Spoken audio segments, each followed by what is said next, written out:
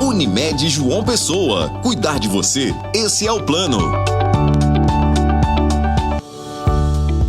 Muito bom dia a você de casa, sejam todos bem-vindos a mais um final de semana aqui na tela da sua TV Arapuã, no programa que você já é da família Saúde Você. Tá todo mundo bem? Todo mundo em ordem, cuidando da saúde? Então a partir de agora você vai conferir os destaques do programa de hoje. Como anda sua qualidade de sono? Você tem dormido bem? Ou anda com sono bem agitado? Veja o que diz o especialista. Autismo, você vai identificar tudo sobre a doença e como tratar adequadamente. E mais, violência obstétrica, como identificar este crime e quem pode recorrer na hora da ajuda. Seja bem-vindo, Saúde Você está só começando.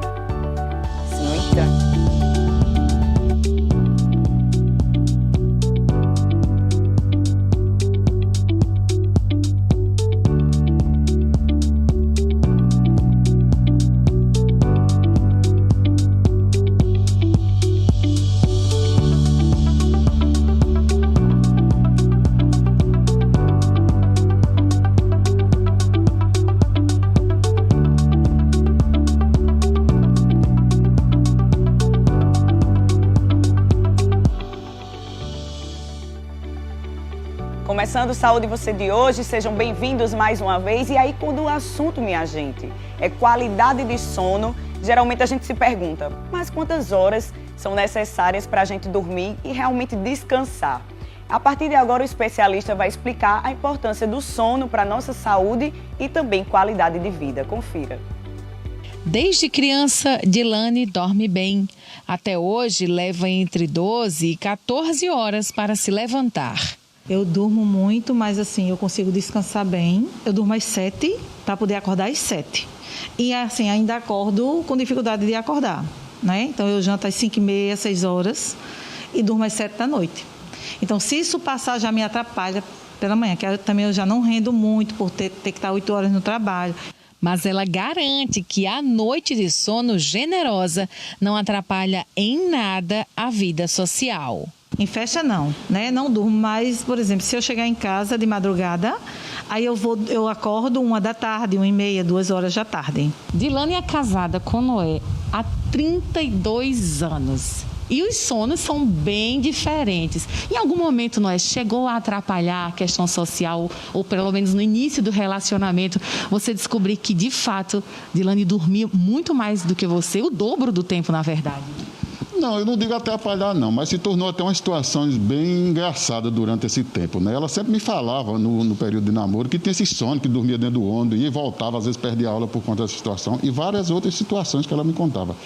Quando a gente casou logo, a gente morava inclusive numa casa que era um primeiro andar e eu lembro que eu saí muito cedo, eu nasci em sítio e me criei em sítio a vida toda e sempre madruguei. Sempre meu sono, sempre dormi cedo, mas também acordo muito cedo. Aí quando eu retornei assim ao meu dia, né, eu comecei a chamar, bater no portão, tocava cigarro e aquela coisa toda, e nada de som dentro de casa, absolutamente. Eu disse, rapaz, já vai dar 1 hora da tarde. Aí eu chamei de gritar, perguntei à vizinha se ela tinha visto que Dilane tinha saído. Não, eu até fiquei de rapaz, será que ela já desistiu do casamento? Mal começou, já está desistindo do casamento, já vai me deixar. Aí eu fui sair, né, eu voltei, peguei umas pedrinhas, comecei a jogar na janela, lá em cima da janela dele, umas pedrinhas batendo. Aí quando bateu, eu joguei bem umas 3 pedras lá, aí quando eu já ia saindo, eu digo, não, vou desistir, não está em casa não. Quando eu for voltando, ela aparece lá em cima na janela, abre a janela e pergunta, menino, que hora é essa? Aí eu digo, falta 5. Ela disse, 5 para quê? Pai, 6, eu digo, 5 para 1 da tarde que está faltando já. Isso era 1 da tarde que ia dar, ela dormindo esse tempo todinho. Essa foto de 1994 prova que ela e o filho mais velho estavam dormindo juntos. Mas, de repente, a criança sumiu e Dilane nem notou. Um dia eu cheguei, aí corri, logo procurei no quarto do menino, não estava ali, já está com fulano, a vizinha. Quando eu cheguei lá, eu perguntei nada do menino. Ela disse, não apanhei não, menino. Eu comecei logo a me desesperar, que eu não vi o menino em casa. A gente tinha uma funcionária, ficava o tempo todo na cozinha e ela ligava um som muito alto, não sabia o que acontecia. Alguém poderia ter pulado o muro, tentado ter feito qualquer coisa. Meu amigo, eu acordei ela desesperado, peguei, balancei, a gente acendeu as luzes, procurou. Daí a pouco a gente só ouviu que o mais velho, ele nunca chorou, nunca foi de chorar, de chamar a atenção. Só vi aquele chorinho fino. Eu digo, oxe, o menino está em casa, está em algum canto aqui. Então comecei a procurar. Quando eu me baixo, está o menino debaixo da cama. O menino rolou, ou ela empurrou dormindo. O menino caiu, graças a Deus que caiu enrolado no lençol que estava e ficou debaixo da cama esse tempo todo, dormindo um e outro. O pneumologista Alexandre Araruna explica que cada indivíduo precisa de um tempo diferente para ter um sono reparador. A média de 8 horas não é regra e a duração do sono tende a mudar ao chegar na terceira idade. A gente sabe, por exemplo, um bebezinho dorme até 20 horas por dia. Já um adulto, mais idoso, vai dormir 6, 5 horas e de bem com a vida. A média usual é 7, 8 horas. Mas é claro que há pessoas com características biológicas, seu relógio, digamos, biológico, que ele pode ter características que lhe determinam que ele precisa de 9, 6 ou 5 horas. Mas é paciente. Mas a insônia é o problema que tem acometido cada vez mais pessoas. Dormir bem é um conjunto e uma obra. Primeiro, você entender que é essencial você dormir as suas horas de sono. Primeiro, num ambiente tranquilo, agradável, escuro de preferência, que não seja muito quente, barulhento, né? Condições que favoreçam a noite de sono agradável. E que eu me permita a minha mente descansar. Porque também não adianta eu estirar meu corpo, fechar meus olhos e achar que a minha mente vai debrear e eu vou acordar no outro dia bem. E também, naturalmente, a nossa noite de sono é uma representação das doenças do corpo. Se eu começar a desenvolver alguma dessas doenças, exemplo, pressão alta, diabetes, qualquer doença que possa acometer meu corpo, eu vou repercutir no prejuízo da noite de sono. Quem dorme mal pode desencadear uma série de problemas de saúde. Dilane chega a dormir tanto que a sogra já pensou que ela não estava se sentindo bem. O hábito é uma característica da família. Minha mãe estranhava, pensava até que ela estava passando mal, porque lá não tem essa história de você não é acordar cedo, você acorda de madruga. Lá no sítio a gente madruga, acorda bem pela madrugada. E minha mãe, principalmente, que não dormia, né? Minha mãe não dormia. Minha mãe era impressionante, ela dormia 3 horas por noite e olha, e acordava e ficava dentro de casa, que ela sempre foi muito elétrica. Com ela, com essa história do sono, quando passava de 8, ela toda vez pensava que ela Dilane passou mal. Agora, Dilane, vai lá, chama ela que ela está passando mal. Teve alguma coisa, teve algum problema, um desmaio, um passamento, como chama no geral. Ela teve um passamento lá no coisa. Eu disse, não, a senhora não se preocupe, não, está tudo bem. E aí foram se adaptando, não teve mais problema nenhum. Como é que faz dar certo assim conviver há tantos anos com uma pessoa que dorme pouco, que tem um sono leve? Tá dando, né? Até hoje tá dando, mas a gente combinava ir para uma praia. Então ele queria ir à praia às 6 da manhã. 6 da manhã era impossível estar acordada para ir para uma praia. E às vezes o pai dele gostava de vir, por exemplo, da fazenda para a praia, nadar. E aí ele me acordava, vamos, eu acordava meio que dormindo, mas eu ia. Mas o que acontecia? Ele ia nadar e eu dormia na areia. A gente tá rindo tanto aqui com essa história, porque eu disse, onde é que acharam essa personagem, pelo amor de Deus? Enquanto uns sofrem querendo dormir, tem que tomar até indutor de sono, às vezes. Tem outros, assim como é o caso dela, que dorme se deixar o dia todo. Eu, particularmente, tenho inveja de quem dorme, por exemplo, 3 horas e acorda renovado. Eu preciso ter realmente minhas 8 horas, mas essa aí, ela merece o prêmio do sono mesmo, realmente, viu? E agora o nosso tema da entrevista de hoje vai ser autismo. Quando você vai olhar sobre a questão do que é o autismo, a gente pode ver que é um transtorno de ordem psiquiátrica. E, segundo os especialistas, os sinais podem ser percebidos nos primeiros meses de vida até. E como identificar se o seu filho tem autismo ou não, como tratar, vai ser o nosso tema aqui de hoje. Para conversar sobre o assunto, receba a psicóloga Alice Cristina Silva. Seja bem-vinda, Alice. Obrigada. A gente estava aqui já descontraindo, rindo com a história do sono, porque a gente, quando vê uma história dessa, pensa que é mentira, né? Verdade. E aí, se tratando de autismo, Alice, o que é que caracteriza a palavra autismo? Que, querendo ou não, é uma palavra forte e muitas pessoas têm dúvidas ainda. Sim, é verdade. Na verdade, o autismo, ele normalmente a gente chama de autismo por ser uma nomenclatura mais simples, mas o nome completo é transtorno do espectro autista, que seria o TEA. Então, como o próprio nome já sugere, é um transtorno do neurodesenvolvimento. Então, a pessoa que é acometida pelo TEA, ela vai ter um desenvolvimento neurológico que a gente chama de atípico. Então, é um desenvolvimento diferente do que a maioria das pessoas vai ter. E o autismo, ele tem características específicas. Então, a pessoa que recebe o diagnóstico de autismo, ela tem um comprometimento persistente, tanto na parte da interação social, quanto na parte da comunicação. E ela também vai apresentar padrões mais restritos e mais repetitivos, tanto na parte do comportamento quanto na parte dos interesses. Então, inclusive, as classificações psiquiátricas, médicas, estabelecem essas características como as principais para o diagnóstico do autismo. Assim como outros transtornos, a exemplo do Down, que a gente falou semana passada, quanto mais descoberto cedo e tratado, incluindo na sociedade, mais você vive de uma forma tranquila, como se nem percebesse que tem o Down. No autismo, a gente pode ser assim também ou vai variar de grau? Com certeza. No autismo, a gente tem uma classificação também em relação ao grau, por isso que se chama de espectro. Então, o diagnóstico do autismo ele nunca vai ser único.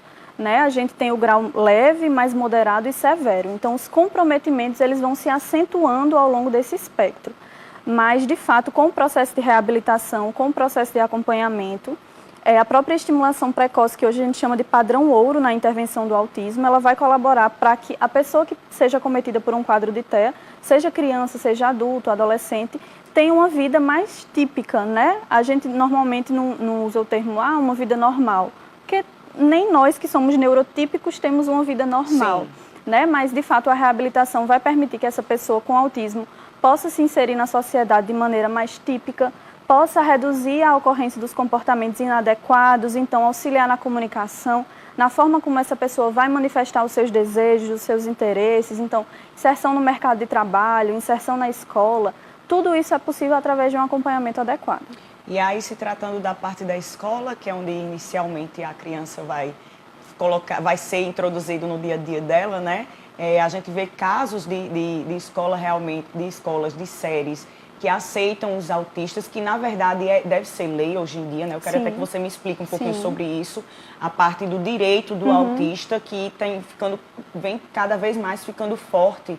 E às vezes a gente só vê uma criança por turma, isso de forma correta, não é? Porque creio eu que essas crianças autistas tenham que ter um acompanhamento, né? De uma pessoa que acompanhe ela realmente dentro da sala, de forma mais individual. Com certeza. A inclusão escolar é um tema fundamental, tanto quando a gente fala de autismo quanto de outras deficiências, a própria síndrome de Down, como você citou. Hoje, os advogados, de um modo geral, têm se especializado nessa questão do direito à saúde, especificamente no direito à saúde da pessoa autista. Então, o que é que a lei diz? Hoje, a gente tem uma série de previsões legais que apontam para a inclusão do autista na escola. Então, é dever da escola aceitar, receber e matricular essa criança com autismo em qualquer série do ensino infantil, fundamental ou médio, seja criança, jovem ou adolescente. Inclusive, o gestor escolar que se recusar, que negar a matrícula, tem uma previsão legal para que ele seja punido tanto administrativamente quanto com a restrição, enfim, de liberdade, se esse for o caso, se assim a justiça compreender que houve algum crime, porque de fato é crime recusar matrícula à pessoa diagnosticada com autismo. Então, o que é que acontece? A escola deve aceitar, deve matricular, mas também está previsto em lei que a escola inclua esse aluno. Então, o que é que acontece muitas vezes? A escola, tanto pública quanto privada, infelizmente são ocorrências que acontecem, a escola aceita esse aluno, matricula esse aluno e acaba integrando ele ao invés de incluir. Então, o que é a integração? É quando o aluno está ali na sala de aula, mas ele não participa da dinâmica escolar, então ele não convive, ele não realiza aquilo que a professora propõe. E a inclusão deve ser justamente o contrário. Incluir esse aluno na dinâmica escolar, seja dentro da sala de aula, seja fora. E também é previsão da lei, tanto na LBI, que é a Lei Brasileira de Inclusão, tanto na Lei de Diretrizes e Bases Curriculares, que é a LDB, quanto a própria Lei Berenice Piana, que é a lei que rege a política de atendimento às pessoas com autismo. Então, essas três leis, cada uma a seu modo, vão estabelecer que deve haver um acompanhamento especializado desse indivíduo em sala de aula. Então, no caso daquelas crianças ou adolescentes que têm um maior comprometimento nas atividades diárias, por exemplo, não conseguem ir ao banheiro sozinho ou não conseguem se alimentar, eles têm direito a um cuidador, que vai ser aquele profissional especializado para essas atividades. Mas, de fato, o autista que é incluído na escola, ele precisa receber um acompanhamento especializado, ele precisa ter um plano de ensino individualizado. Então, a obrigação se torna da escola e não da família colocar um cuidador com aquela criança. De forma alguma. Entendi. A escola deve se adequar a esse aluno, a gente sempre diz isso. Não a criança se adequar à escola. Exato. Entendi. E sobre a questão das características, Tô lembrando da nossa entrevista de Down, que foi semana passada, tem características individuais, tanto físicas quanto de comportamento. Com autista também é assim. Eu já vi alguns casos de crianças autistas que se tornam um pouco mais agressivas, ou isso vai também até da parte familiar, da parte psicológica, acompanhamento. Porque não é só você colocar para ter um acompanhamento, envolve todo um conjunto, envolve uma família, envolve médicos, envolve psicólogos, né? Isso tudo depende do contexto e do grau de autismo que o indivíduo vai ter. Então, a gente sempre diz que o diagnóstico nunca é único, né? Eu sempre cito o exemplo, você pode ter 2 filhos, com a mesma idade, eles podem ter crescido no mesmo contexto familiar e social, mas eles vão ter manifestações do autismo diferentes. Então, a depender do grau, o comprometimento vai ser diferente. Já em relação às características, o autismo ele apresenta aquelas características que eu citei no início. Então, na parte comportamental, de interação, dos interesses, mas não são características físicas. Então, fisicamente, eu não consigo te identificar ou identificar alguma criança como autista. Inclusive, por isso, hoje existe uma lei que determina a emissão da carteira de identificação do autista, que é justamente... Se torna mais difícil o diagnóstico, então? Se torna mais específico. Ele precisa ser feito por uma equipe mais especializada, porque é muito minucioso. O que é que acontece?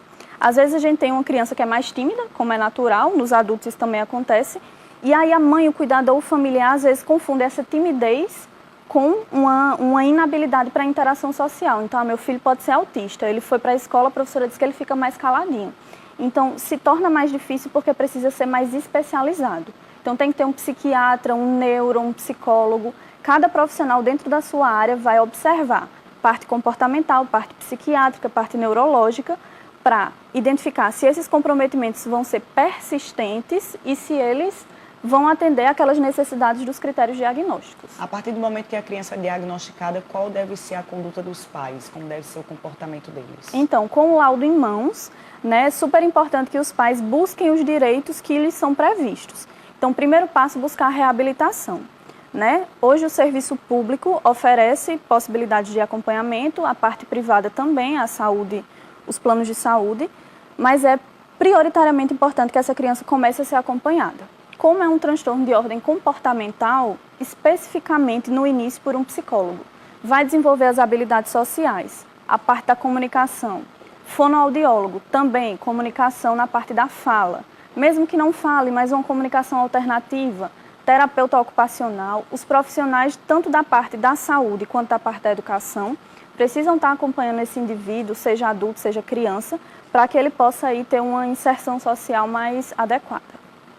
Na questão das crianças que tem que fazer o acompanhamento psicológico, como você disse que é importante, os pais, em contrapartida, também têm que fazer, é importante esse tipo de acompanhamento? Com certeza. Receber um diagnóstico é muito desafiador, não só o do autismo, né? Qualquer tipo de diagnóstico, seja transtorno, seja síndrome, como você falou, síndrome de Down, qualquer tipo de diagnóstico traz consigo uma série de desafios, tanto para o indivíduo que o recebeu, quanto para a família, para os cuidadores, enfim.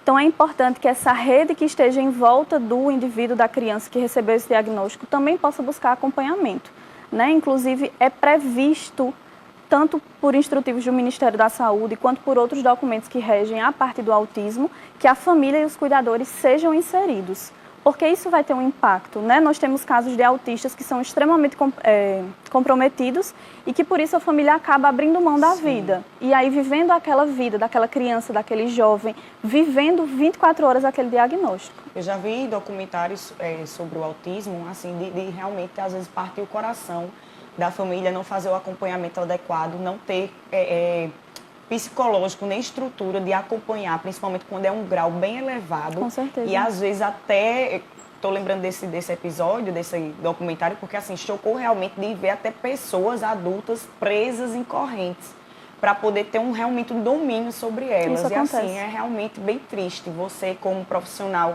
que trabalha nessa área voltada para o autista, deve ver cada situação bem complicada, né? Infelizmente, as violações de direitos, elas são comuns, elas são mais comuns do que a gente gostaria que fossem. E pessoas com autismo, às vezes, que apresentam uma conduta de autoagressão ou de heteroagressão, que vai depender muito do grau daquele autismo, daquele transtorno. e pessoas que são diagnosticadas com autismo e apresentam transtornos psiquiátricos associados. Então, às vezes, um transtorno opositor desafiador, um transtorno de ansiedade, um transtorno de hiperatividade. E esses quadros, quando se associam, dependendo do suporte familiar ou da ausência desse suporte, isso pode causar, enfim, problemas enormes. E aí daí a importância, receber o diagnóstico, busca a reabilitação para a pessoa que foi diagnosticada e a família e o cuidador também buscar uma rede de apoio, principalmente para a saúde mental. E aí, Alice, se tratando das redes de apoio que tem aqui na nossa cidade, cita um pouquinho para a gente, tanto da parte pública quanto da parte privada também, caso você queira citar. Sim. Na parte privada nós temos uma série de clínicas atualmente, né, um mercado que se renovou muito e ficou muito robusto em relação à parte do autismo. Então, clínicas especializadas tanto na parte de psicologia, fonoaudiologia, para transtornos comportamentais de um modo geral, não só para o autismo, mas a rede pública ela também oferta esse suporte. Então, a FUNAD é uma das instituições que oferta esses atendimentos. Hoje, só na FUNAD, em João Pessoa, a gente atende quase 430 autistas. Então, são serviços que vão desde psicologia, fonoaudiologia, até música, educação física, natação, arte e educação. Então, é um local, é uma fundação onde os autistas eles vão ter esse leque de serviços, inclusive onde a família vai ser incluída nesse atendimento. Então, o treino familiar é realizado, a gente dá esse suporte para a família. Além disso, inclusive a FUNAD atende pessoas de diversos municípios aqui da Paraíba, mas no Sertão a gente também tem. Lá para dentro, Souza também tem um CER, um Centro Especializado de Reabilitação.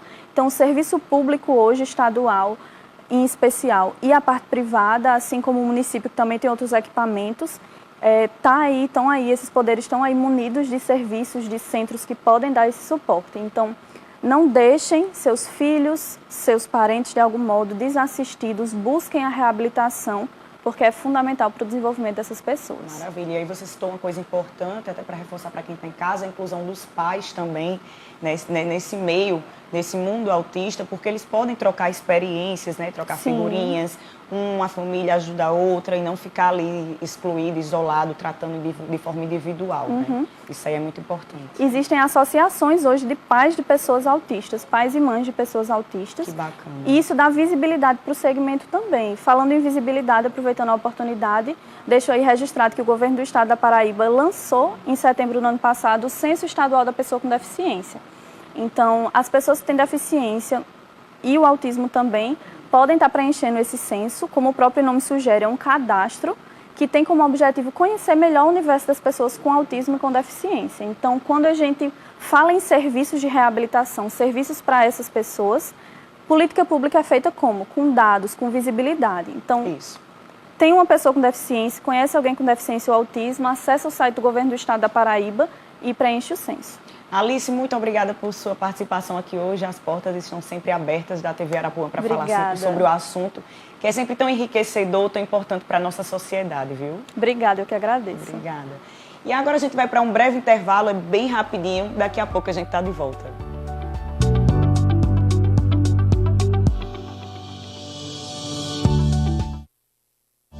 Saúde e você. Oferecimento Unimed João Pessoa. Cuidar de você, esse é o plano. Para outro